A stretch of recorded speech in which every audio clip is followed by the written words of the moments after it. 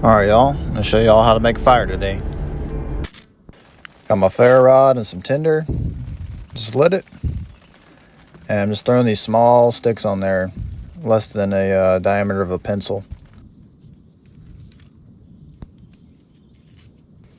Important thing is just making sure you have enough of an opening to get that oxygen into feeding that flame, because that's one of the most important aspects of a fire, is being able to feed it.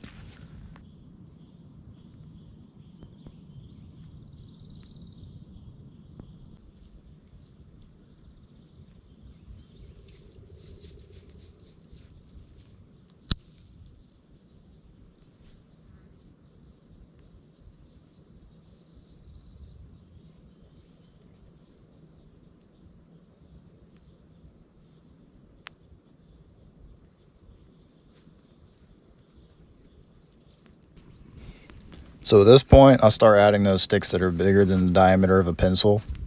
This is where your fire can get pretty big, so just keep an eye on it. But yeah, less maintenance by this point, and your fire's good to go.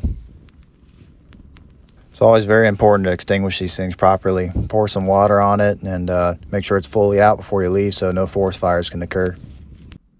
I like to spend a lot of my free time here. It's nice and peaceful. Don't have to worry about anything or anybody. Just get to relax with the animals. It's really nice. One of the most important things I'll tell y'all though is to get outside and start doing this, start training.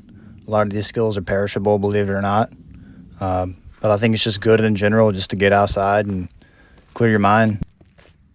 Most wilderness survival skills are not very hard to learn or to practice, but they can be the difference between life and death in certain scenarios. Appreciate y'all watching and take care.